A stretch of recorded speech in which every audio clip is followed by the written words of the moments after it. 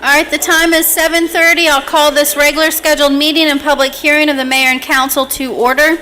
Today is July 14th, 2014. All members of the mayor and council are present. First, tonight is our invocation. In lieu of an invocation, I'd like to have a moment of silence for Randolph Simpson. Mr. Simpson passed away a couple weeks ago, but we have not had a council meeting since. Whether you agreed with Mr. Simpson's politics or not, he was a force to be reckoned with here in Gwinnett County and in the city of Snellville, and he will be missed. He was at one point in time our coroner for Gwinnett County. So if we can have a moment of silence right now for Mr. Randy Simpson.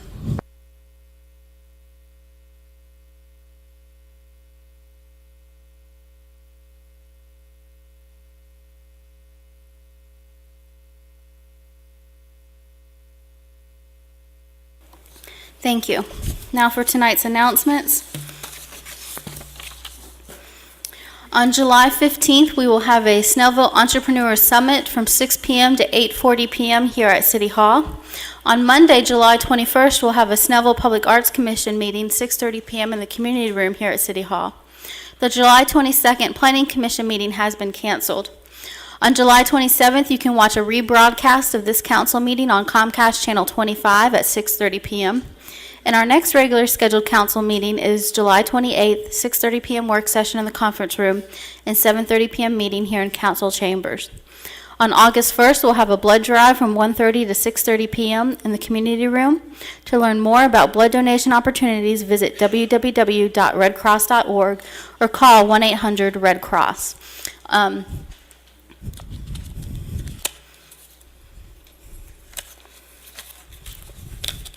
Mr. Thompson, I'm going to put you on the spot. Can you come forward and lead us in the pledge?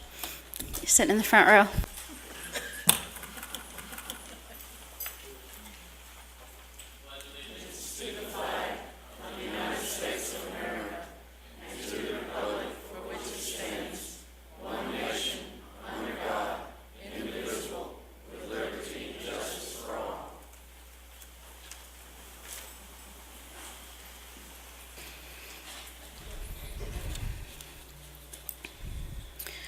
Under ceremonial matters, we have recognize the Flag Day committee members. Ms. Fleeman, do you have?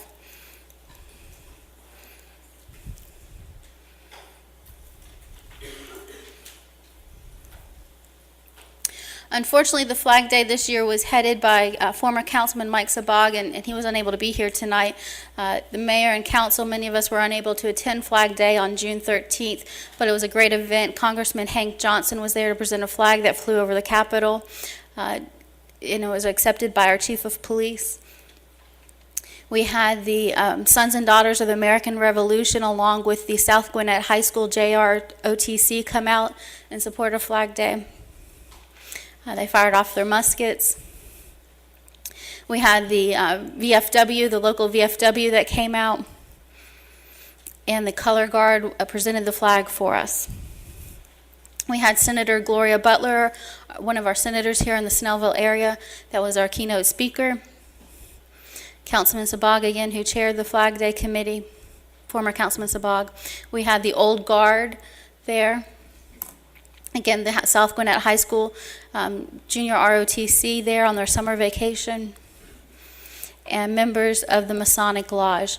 Besides former Councilman Mike Sabag, the Flag Day Committee was also Patricia Sims and Wendell Holmes and Senior Pastor Joe Lewis from Snellville First Baptist Church. So I want to thank everyone for their work, and former council member Warnald, who spoke at Flag Day, rounded it all up and invited everyone inside. And we had a student from the South Gwinnett High School band that played taps for us. So I want to thank everyone for their hard work and making it a successful event, even though some of us could not attend.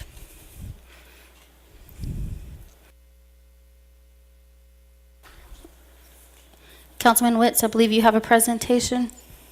Yes. Thank you, Mayor. At this time, I'd like to call the committee for the Snellville Veterans Memorial to the front, and also Mr. Peterson, Mr. and Mrs. Peterson, if she's here, from Wild Wings.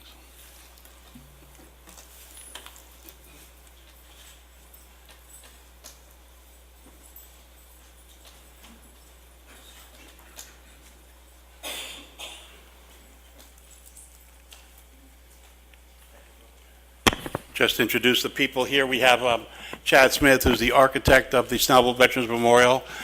He did a wonderful job. Barbara Bender, who did all the administrative work. And Mr. Peterson. After the memorial was built, Mr. Peterson had a golf tournament, and just prior to that told us the proceeds would go to the Veterans Memorial. You can imagine our surprise when Mr. Peterson told us he was giving us a check for $11,000. So we thank Mr. Peterson and Wild Wings.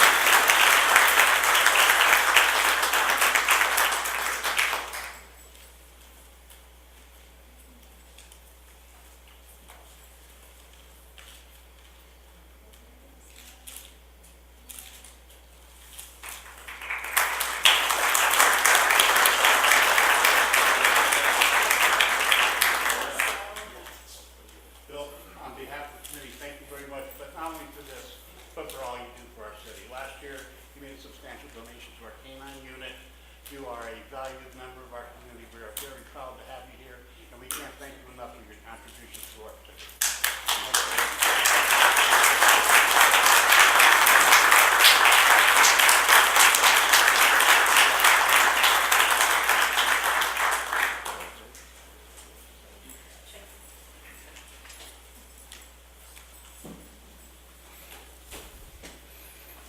Also, before we get further into our agenda, I would like to welcome Miss Phyllis Moreland Richardson. Although she's been with us for some time, this is her first official regular meeting of the City Council as the City Clerk of the City of Snellville. So welcome, Miss Richardson, and thank you for being here and being a part of the City of Snellville. That brings us to our minutes. Do I have a motion to approve the minutes of the June 9th, 2014 Business and Public Hearing Meeting and the June 26th, 2014 Special Called Meeting? Motion to approve the minutes. There is a motion by Councilman Bender. Is there a second? Second. Second by Councilman Witz. All those in favor signify by raising their right hand. 6 in favor. All those opposed. 0 opposed. The minutes stand approved. We have no invited guests tonight. That brings us to our committee and department reports. Mr. Williams from our Planning Commission is not here tonight, so we will postpone his report, and that will bring us to our city manager's report. Mr. Sanders. I just have a short one. I think everybody probably has noticed we have a few less trees in town in the central business district on both Clower and Wisteria. That's because our LCI streetscape project has officially begun. You probably noticed some of the stakes along the 3 roads that the project will run along, Wisteria and Oak and Clower.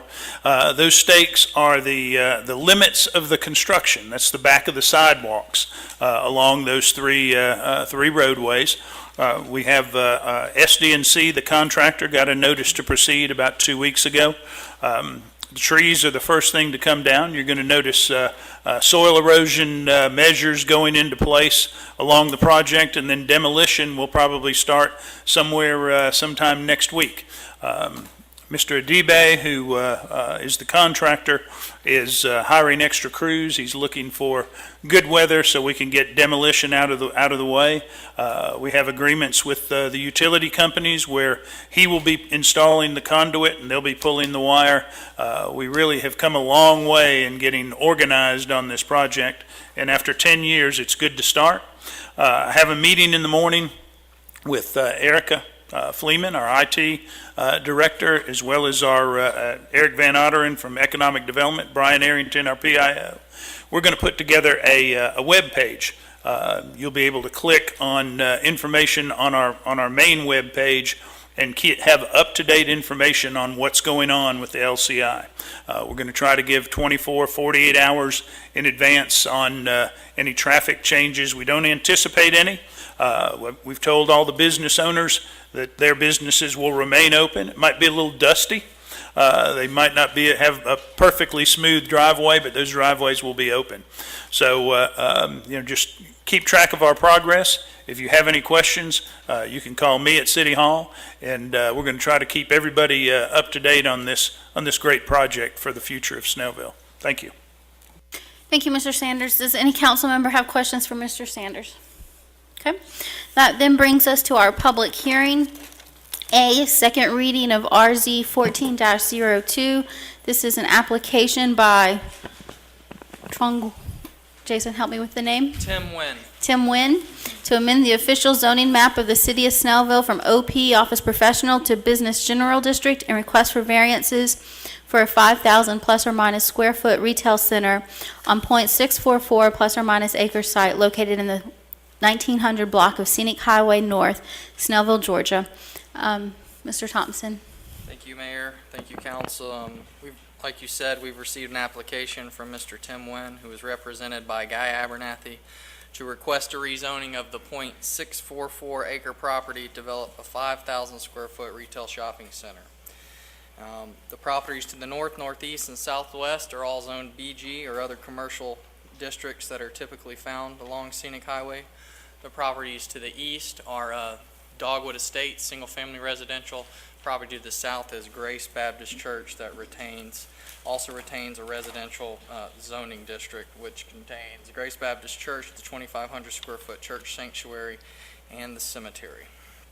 Just a little background on the rezoning of the property. Originally, the 3 parcels, including the subject parcel and the 2 to the north, were rezoned in 1995 from RS 180 to O&I for an Eckerd's Drug Store and a small office building. The Eckerd's was built, the office building was not.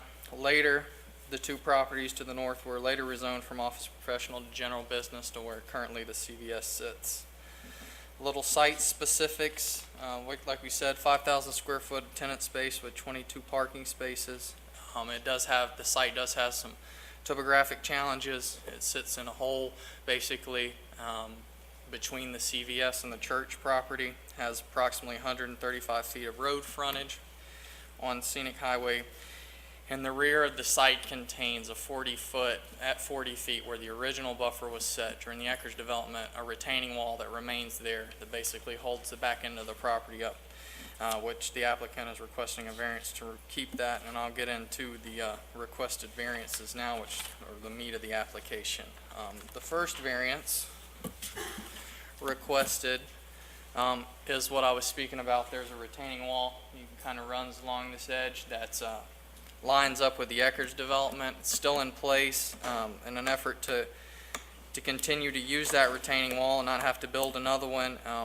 The applicant has requested that the rear buffer be set at 40 feet adjacent to Dogwood Estates. We've also received letters from those rear property owners stating that they're okay with that, as well as the dumpster pad enclosure variance once I get to that. With those facts in mind, we will make sure that the developer replaces the existing wood fence and maintains it, and also make sure that all the trees are in good shape and it shouldn't need any additional plantings at this time. That'll bring us to number 2, the variance to allow the dumpster pad. And let me put this down.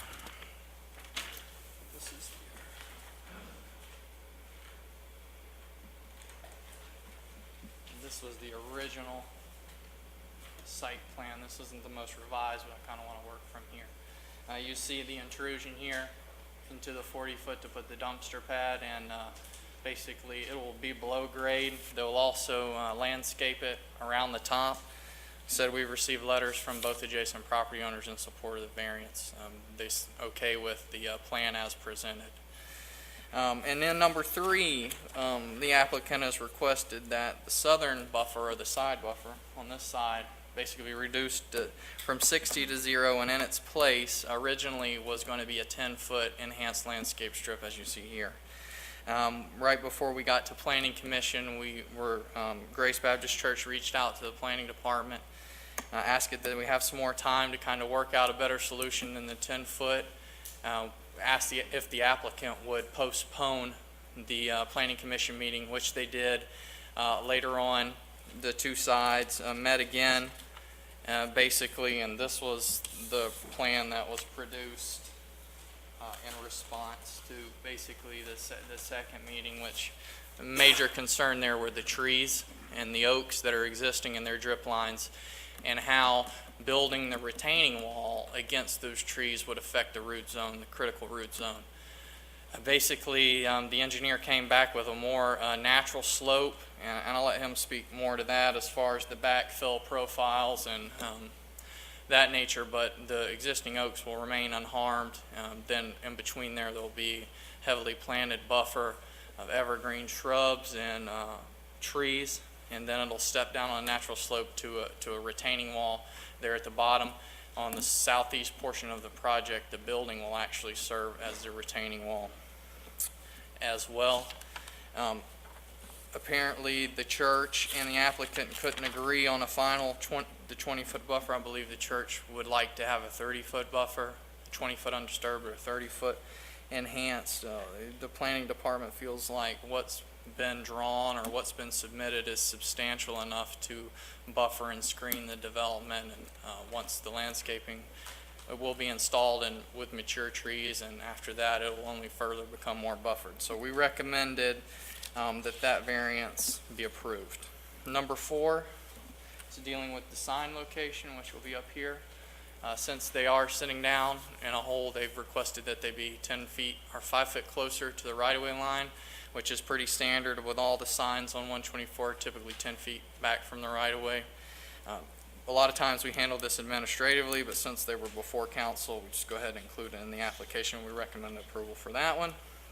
And the final 2 variances deal with architectural design standards for the rear and the side of the property. Anywhere, our ordinance states anywhere that a building is going to be placed adjacent to residentially zoned property, that the rear of the building or the side of the building will be bricked, and basically from floor to ceiling.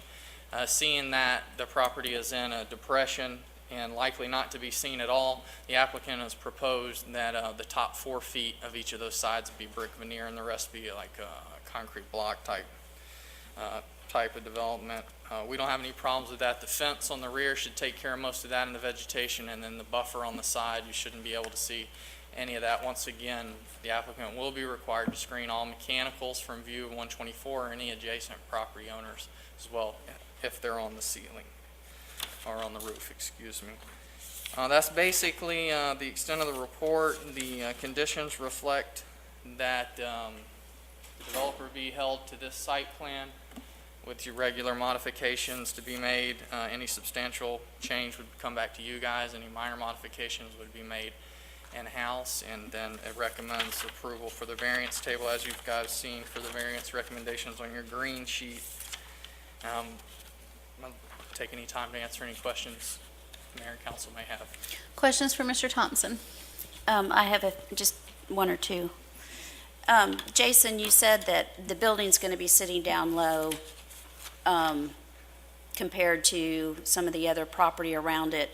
I'm concerned with the roof screening. I know our requirements currently require, screening from the mechanicals up on the roof. I guess my concern is if the building's sitting low enough, is that screening going to be adequate? Will any of these other adjacent properties be able to see down on top of the roof? Well, the rear property owners will not, because of the 6 to 8 foot fence that'll be erected on it. This basically does sit in the hole. Anybody traveling on 124, they'll still have to provide a sightline study to basically show that there's none of no mechanicals being seen, and then the property to the south, the plantings along with any screenings, even at the time of construction, will have to make sure that those are screened, whether it's over the top or just around the signs. It has to get done. That's another ordinance provision. It's not even something we deal with during architectural review and site review. So it happens no matter what, like the Verizon had to screen theirs, regardless of a buffer or not, you have to do that. For Mr. Thompson? One question. The distance between the edge of the cemetery and the line for that, Picture's not great, but just from initial measurements from the say to the cemetery to the oak trees. on the Gwinnett GIS, when you just do the measurement tool from there, it was anywhere from 50 to 60 feet. Thank you. With tolerances from 5 feet either way. But that's still the church property, so arguably those could be plots we don't know about that haven't been used, is that right? Correct. Okay. Jason, you said, I think it's the distance variance between the church and the property, I think it's variance 3 or 4. Number 3. That the planning department recommended approval. Are you saying reducing from a 60-foot buffer to a 0-foot buffer? Or are you saying with the 20-foot? Well, the term buffer, however you want to define it, there's an improved buffer, an enhanced buffer, or there's an undisturbed buffer, and different definitions qualify different things. The undisturbed buffer, it means you don't touch it. There's some scrubby pine trees there now. You can't get in it at all to put up any retaining wall or do anything of that nature. So, and with that in mind, we didn't want to call that an undisturbed buffer. We wanted to be able to just call it an enhanced landscape strip, which basically serves as a buffer. It's just planted. So technically it's not an undisturbed buffer. You could call it a planted buffer, but not an undisturbed buffer. But then you have problems with trying to lay your footers and your walls in there if you can't touch it. So it became a development issue if we called it undisturbed buffer. Thank you. Any other questions for Mr. Thompson? I believe Mr. Abernathy is here for the applicant. Would you like to speak? And if you'll state your name and address just for the record, please, sir.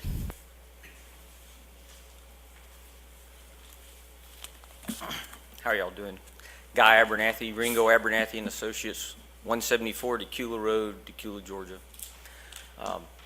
Jason covered a lot of ground. I'm sure that maybe as I go through this, I'll try to be pretty quick and then reserve time when I'm finished for questions and subsequent discussions with the church. They were really concerned about their oak trees.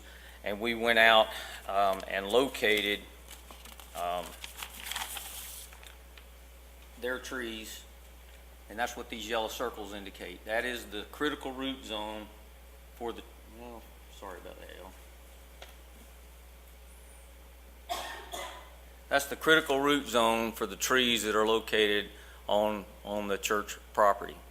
About halfway between, or right on the edge of that yellow line right there, is somewhere between 7 and 10 feet into the property, is where those critical root zones are. Then we went and got a landscape architect to design what would grow in a slope on the north face, in the shadow of, oak trees. And he came back with a list of plants like Parsons, junipers, Nelliar Stevens, lower pedalums, arborvitaes, oncorzeas, cryptomerias, ligustrums, and there's a deodora cedar in the middle of that.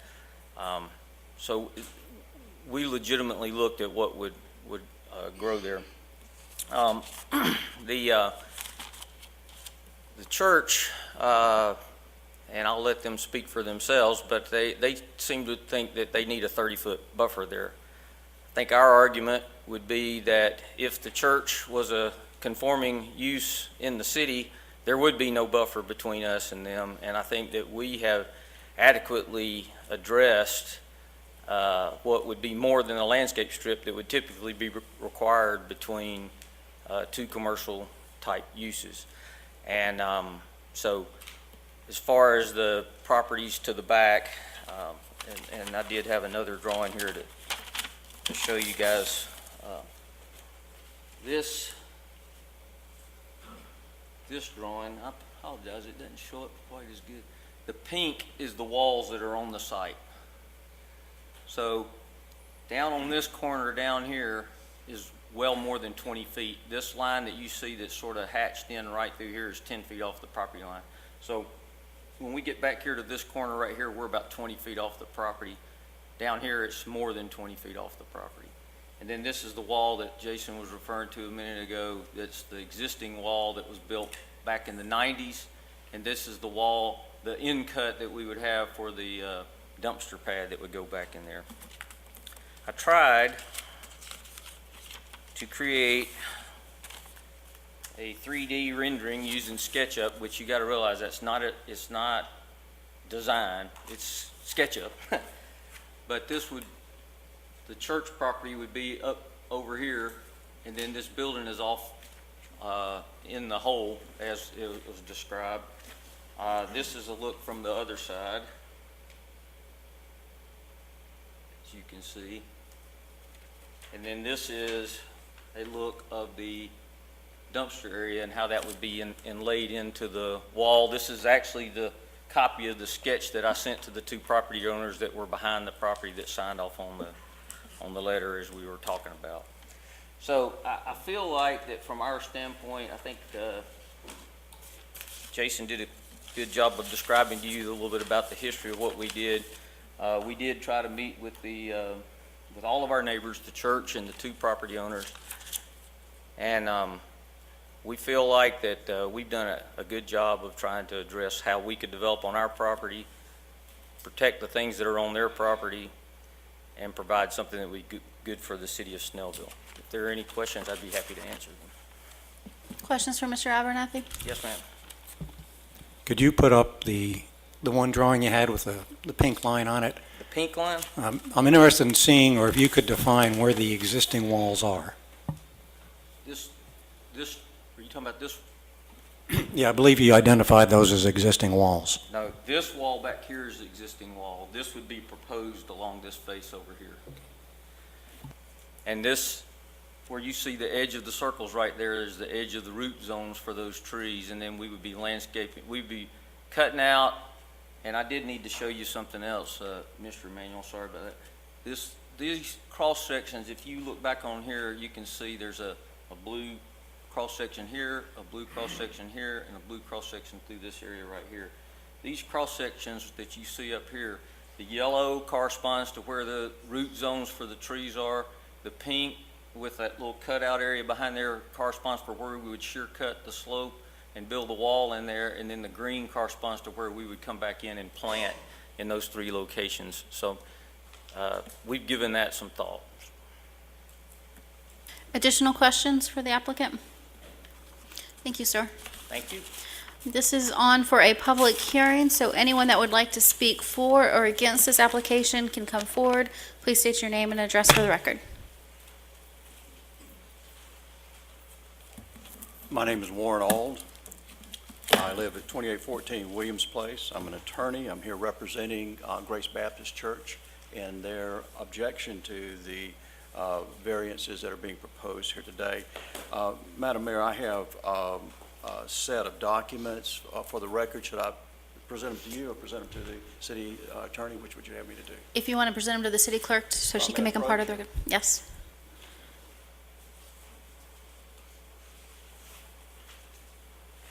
I have a set as well for Mr. Abernathy. You'll notice that this is the first document is a letter that is dated today's date.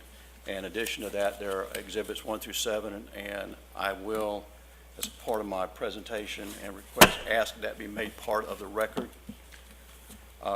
As I stated, I'm here representing Grace Baptist Church concerning the rezoning application as was presented just a moment ago. It's important to note that Grace Baptist Church is really not asking for anything. That's the whole point. We want to enjoy the property and the zoning requirements that are in place. We're not here asking for a change. We're asking here to enjoy the property as we have it. As stated, Mr. Nguyen purchased this .644 acre lot on Scenic Highway last year. But the the zoning ordinance, the buffer landscape ordinance, the tree ordinance preclude him from building the building he wants. It does not preclude him from building a building. It precludes him from building the building he wants, and that's important. He purchased the property knowing, or he should have known, that he could not build this 5,000 square foot on it as it sat. Purchased it, as the record would indicate, from the items in Exhibit 1, which are in fact, Exhibit 1 is the package that is attached to your notes for the application, part of the published minutes for the published agenda for this matter. He purchased the property for $49,500, and it appears he's hoping to obtain these variances for the purpose of increasing the value of his property. He says to build a building that can't sit here. Specifically, we're here addressing variance number 3, and that is he's seeking to reduce the required undisturbed buffer between this commercial development, if it was BG, and the abutting Grace Baptist Church, which is zoned at this point residential. It is a legal, though non-conforming use, but it has been grandfathered in, and it sits using this property as it has since the early 50s. The zoning, planning department has indicated, has requested that that condition number 4 be used, and that is to have the zoning, the buffer be a 20-foot enhanced planted landscape strip. We're here today to ask that that strip be a minimum of 30 feet, and we will explain why. The buffer is required under the zoning ordinance for all, where the subject property touches a residential area, and is required by for the touching of Grace Baptist Church. If you look at the case analysis of the materials that's been presented to you on pages 5 and 6, you'll see that the city recognizes that this buffer is required. Now, the original zoning in this matter has been stated for this, where the CVS building is now, anticipated this buffer. It was contemplated that a building would be built and that the buffer would be there. Additionally, on the other end, on the south of this building, there is a Quick Trip. Now, that Quick Trip and their records of the city of Snellville indicate that as it sits there today, it has a 40-foot undisturbed buffer plus a 20-foot enhanced. So what we're looking at this point is a discontinuity between the property on the north from the property on the south as it touches the property of Grace Baptist Church. The problem is here that the need for this variance has been created by the acts of the applicant. Now, in the Article 14 of the Board of Appeals, Section 14.5, the powers and duties, outlines how the Board of Appeals, the Zoning Board of Appeals, are to address variances. Unfortunately, there's nothing in the code section that really addresses how the City Council addresses variances, and I'll get to that in just a moment. But if we look at how the Zoning Board of Appeals is to address variances, it says one of the issues, one of the reasons they do not allow a variance is if that special condition and circumstances result from the actions of the applicant. And that's what we have here. We have an applicant who has created a situation in which drives him to request for this variance. He was aware of the size of this lot when he purchased it in 2013. And in your package that was attached, made a part of your agenda, you'll see that there's a warranty deed. And in that warranty deed, you'll see he purchased this last year, 2013. He purchased it knowing the condition of the property. He purchased it knowing the zoning requirements are there, and he purchased it knowing the existence of the church. It is also interesting to note, and if you'll look at Exhibit 3, if I can put that up, you'll see that there are special conditions that are made part of the warranty deed. The warranty deed, which is a part of your package, references a declaration of easements, covenants, and restrictions that are found at Book 12728, page 67 of the Gwinnett County records, deeds and records. And that is, again, Exhibit 3 that I've tendered already. But in that particular document, there are restrictions that run with that land. Now, it hasn't been talked about, I don't know whether you're aware of this, but that piece of property, by the warranty restrictions, cannot have a pharmacy. We're talking about the subject property here. It cannot have a restaurant. Those are restrictions that are part of this particular property. When the applicant purchased it, he knew that he was restricted from certain buildings he could not build. He was aware that he could build a commercial building on this property, as a part of the Exhibit 3, which is the Declaration of Easements, the Exhibit A, which is attached to that document.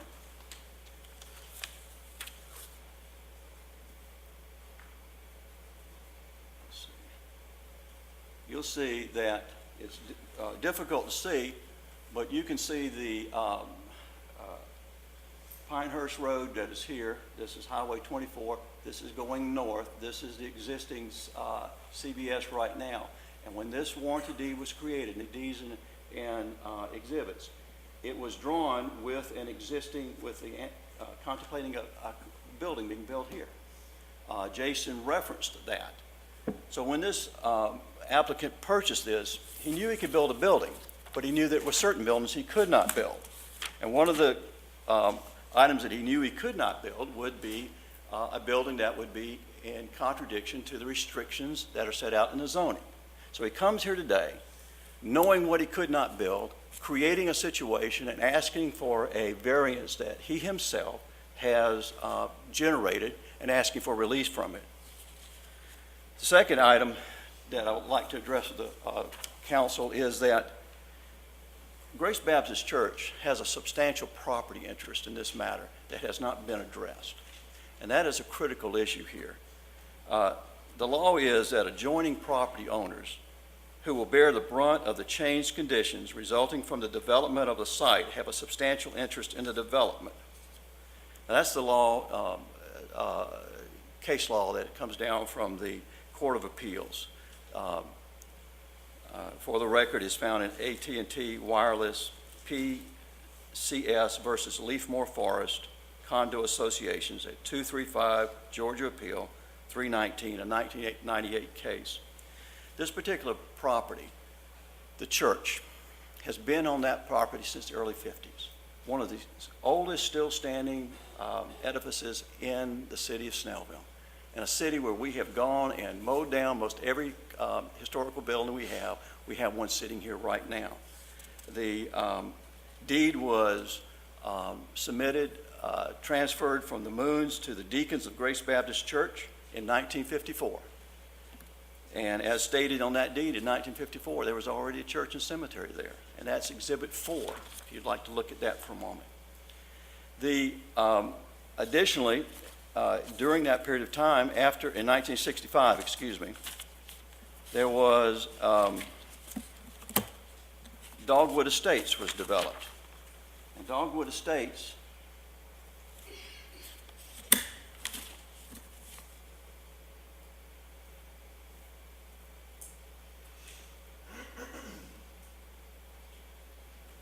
as you'll see, Dogwood Estates, north on Georgia 124, Pinehurst Road. All of these properties, this is all residential properties back in 1965. This was a plat for a subdivision. The only place that was existing that was not going to be a house was Grace Baptist Church. It existed here. It existed in 54 when this particular development for residential was put forth in a plat issued, which by the way is Exhibit 5 in the packet. This Grace Baptist Church is here. It has been here. It has continued to be here and has been a part of this community and enjoy both its sanctuary and its cemetery and its agrarian, its forest setting, if it were. It has changed substantially over the years, but they have enjoyed this piece of property. Just last week, there was an application made by an individual member of Grace Baptist Church to place this particular property on the National Historic Registry. You have the copy of that application as Exhibit 6. So this particular piece of property, which has been enjoyed for some time by the citizens and the citizens of Snellville and the members of the Grace Baptist Church, all it wants to do is enjoy the property. The neighbor to the south has recognized the importance of that. And as you can see from the Exhibit 2, the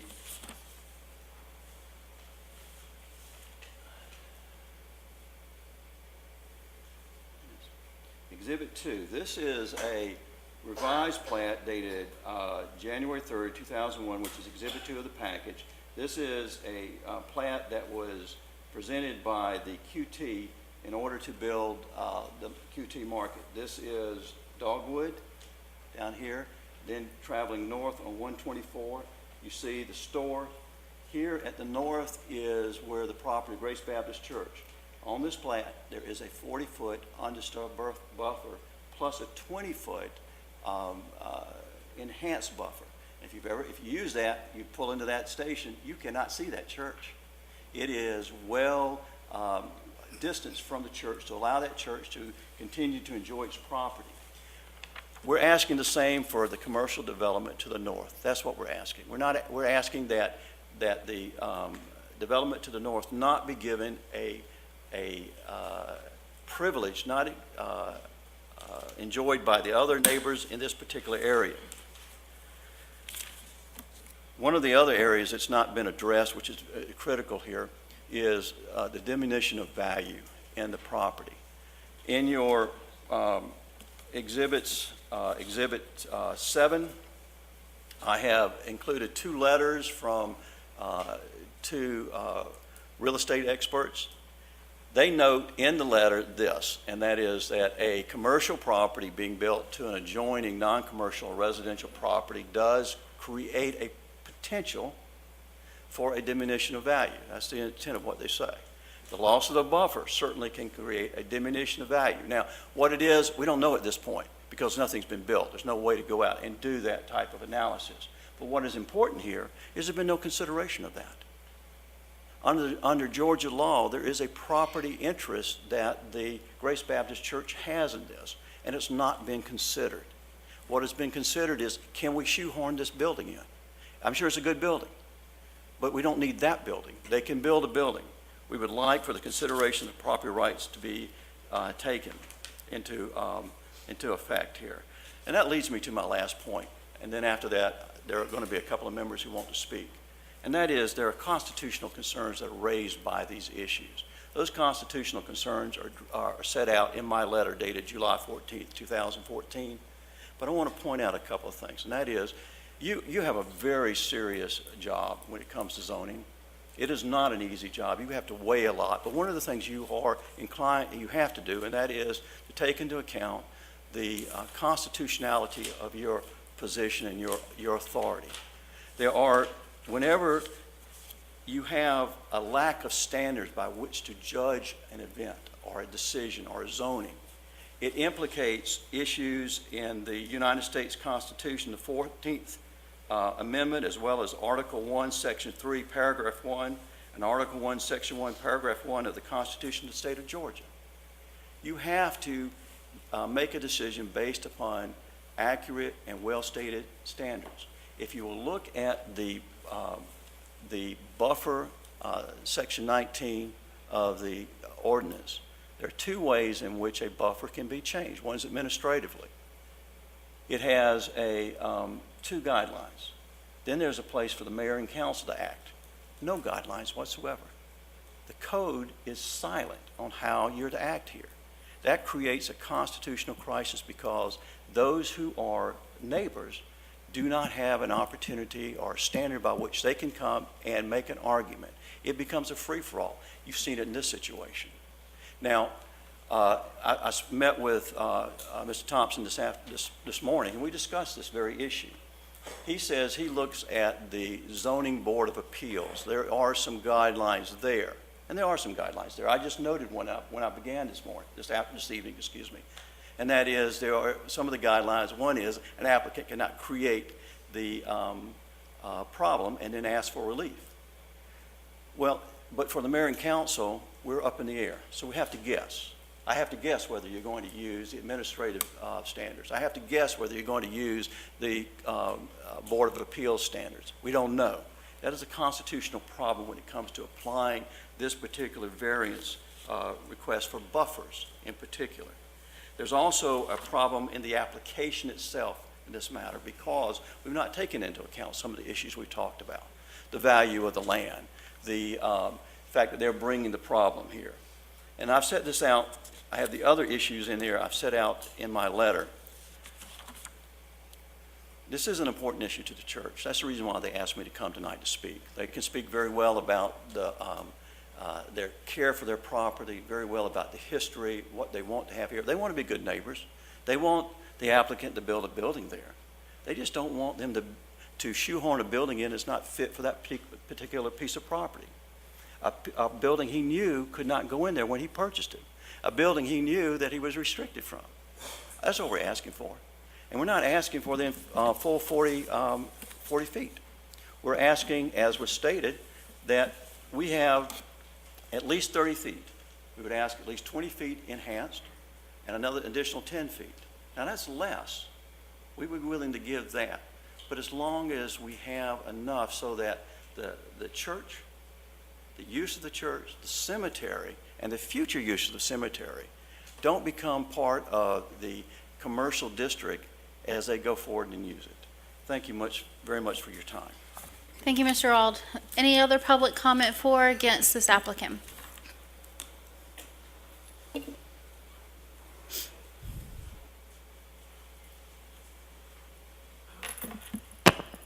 Marcy Ferris, 1749 Ridgedale Drive. I don't believe that this is the right building for this property. It is way too large for this property. If it wasn't, there wouldn't be all these variances required. And I would urge you to deny the approval of these. Thank you, Ms. Ferris. Any other public comment for or against this application? I'll give you a chance after we close public comment. Any other public comment for or against the application?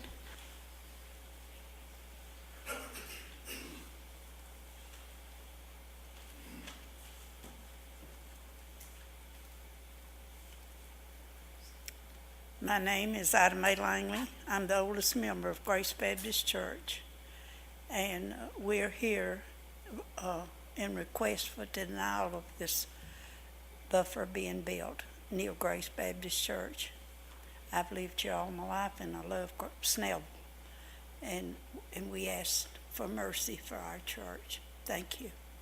Thank you, ma'am. Before you leave, I need your address for the record, please. 3356 Lenore Church Road, Snellville, Georgia. Thank you, ma'am. Any other public comment for or against?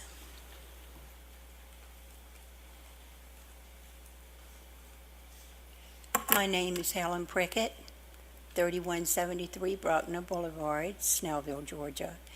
And I'm here representing Grace Baptist Church. I've been a member for about 12 years. I am the choir leader there. And we're just very upset about this whole thing. We are a very proud church. Miss Ida Mae, that just left here, has been a member for about 60 years. And we respect her and her judgment on things. And we would like to say we respect your judgment on this whole issue. We're just asking for what our representative has asked here for, that you take us and our feelings in consideration. We love our church, and we're very proud of it. Thank you. Thank you, ma'am.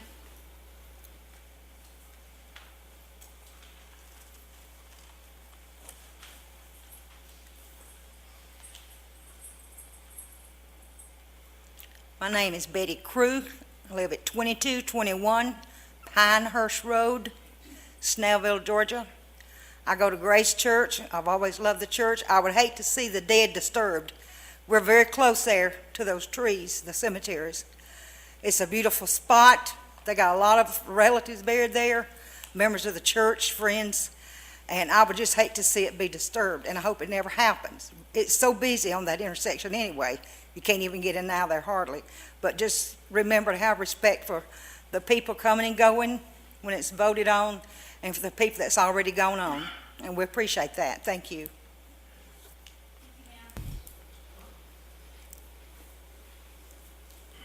Seeing no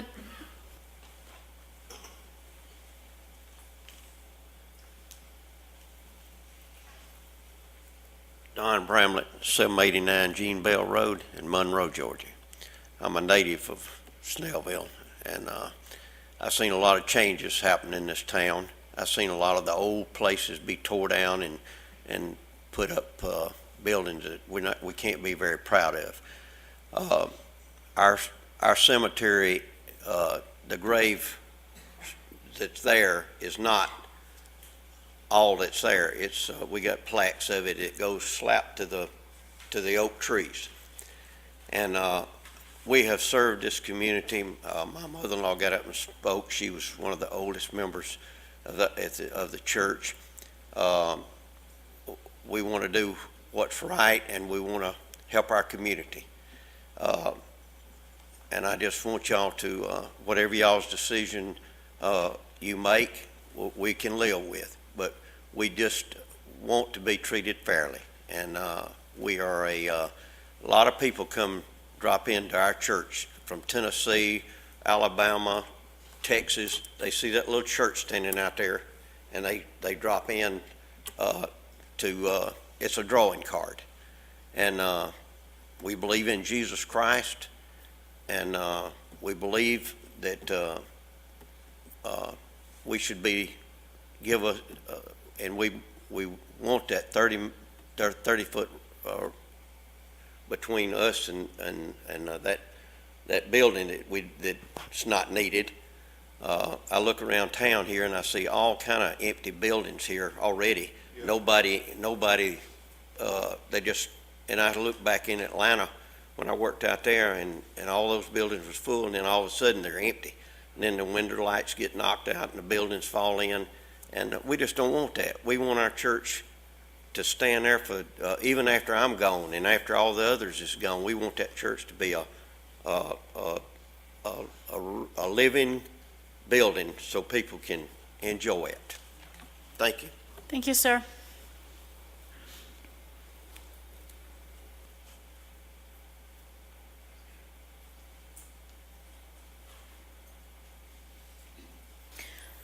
I'm sorry, I thought I saw somebody else standing up. If there's no more public comment, I'll give the applicant an opportunity to respond.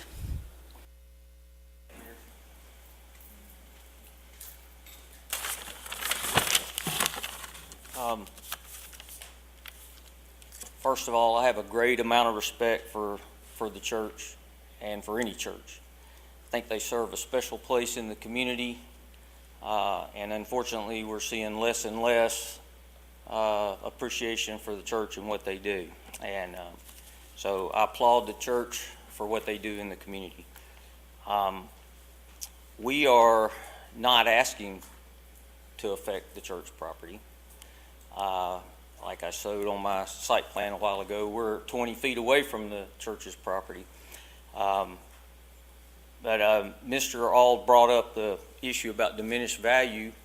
For one thing, there's a cemetery there that is between the church and us, so if there's no value of effect by that cemetery, I think that needs to be considered. He also brought up the fact that somebody had filed for historic register, so if they go on the historic register, then it's a blocked piece of property that can't be sold. So I believe in the manual, and he's a lawyer, he can speak to law, but I think that you guys have the ability to add to or do away with buffers as they come before you. At least that's the way I read that table. And again, in essence, on our drawing, the one I showed you a while ago, it's essentially serving like a buffer. I know I'm just rebutting here, but you remember this little drawing right here, this slope right here is pretty natural till you get down here to the wall. So effectively all the way down to here, but if we call it a buffer, I'm not supposed to be able to do anything on that, not any replanting, not any mild grading to put that wall in to slope, take out that slope. And by the way, that slope got built there when the CVS the Eckerd got built. And those pine trees that are out there that are about that big around were planted at that time to within 10 feet of the property line. So if there was a buffer back then, it got disturbed then. So I respect what I heard. All I want to say is that does what my client has asked me to do with my piece of property truly affect the church's ability to serve the community? I think not. Does what my client wants to do on my property affect their overall value if at some point in time they decided to sell that church and move to another location? I don't think they want to do that. I think Mr. Bramlett stated that they would like to see that thing be there forever. What we're trying to do does not affect what they would have left on that property, and we are essentially have a cemetery between us and them. That building, their church building and our building will be nearly 200 feet apart from each other. So, I agree. If they've got more lots that go over near those oak trees are anywhere, if they look at the critical root zone, they're not going to be able to be within 20 feet of the property. If they have to protect the root zones the way we have to protect the root zones, they're not going to be able to be any closer than 20 feet to the property with any grave sites. So, if there are any questions for me, I'd be happy to answer them. Questions for the applicant? Thank you, Mr. Abernathy. Thank you. Is there a motion by council? Can I ask Mr. Auld a question, please? Okay. Mr. Auld, you spoke about the south buffer being 40 feet? Yes. 40, but can you tell me, was that a requirement of the city, or was that a consequence of Quick Trip having to buy additional property that just wasn't used? Which do you remember which it was? And you're probably on council I at the believe that time. Mr. Thompson could probably speak to that better than I could. He and I discussed that very thing today. As I remember the conversation, the record is somewhat confusing. Originally, that corner at Dogwood and 124 was residential. There was a purchase by Quick Trip, and it was contested as well, eventually built. But north of that was I think a daycare, a nursery or something like that. Mm-hmm. That may have been OP, is that correct, Jason? O&I, excuse me. Quick Trip wanted to purchase that piece of property, a portion of it. There was some discussion, and there's some confusion in the record as to what was granted. In '99, there was an application for a variance that appears to have been granted by the Board of Appeals, but in 2001, 2000, they come back again for another action, and in 2001, we have this latest plat. So the end result of what they ended up doing was, in fact, a 40-foot buffer and then an additional 20-foot enhanced. That's the best I can see right now. And Mr. Thompson may be able to clarify that a little bit better, but I believe that's what the record indicates. Not sure that I have anything to add, but after going through the records, there was at some point in time a buffer reduction that was granted to Quick Trip, supposedly on the northern edge of the property where it abuts the church, from 40 feet to 20 feet. However, best I can tell, that application was made before the zoning was approved, and I guess that was approved, and then they had the zoning was initially denied. So when they came back and reapplied for the zoning, what Mr. Auld showed earlier was the final plat that the mayor and council basically held them to as far as the zoning action. So was that a condition of the zoning at that point? The last one, the 40 and the 20, was the result of the land use plan amendment and the rezoning, even though before Quick Trip had received a variance from the Board of Appeals, but at that time did not have zoning on the property because it failed. They were kind of running concurrently. From what I can tell, the records are a little sparse in that time. They don't always connect dot to dot, but that's what we both, I believe, took away from it. But like you said, the final action was that plat. That's what got built. Those are also the conditions. I read the conditions, and that buffer was conditioned as, I think, number 5 in the zoning conditions. So it's part of the ordinance that sits on the property now. Mayor, based on the conversations tonight and the fact that we just received this large packet, which it's going to take some time to look through, I'd like to make a motion that we postpone this until our July 28th meeting so the council can get an opportunity to look at the package presented by Mr. Auld and perhaps do a little bit more. This has become a little bit more complex than it originally appeared on the surface. There is a motion. Is there a second? Second. A motion by Councilman Witt, seconded by Councilman Emmanuel. Any further discussion? Seeing none, I'll call the question. All those in favor of postponement signify by raising your right hand. That's 6 in favor. All those opposed, 0 opposed. The matter is postponed until July 28th. Appreciate everyone coming out on this issue. It will be back on our agenda on July 28th. That brings it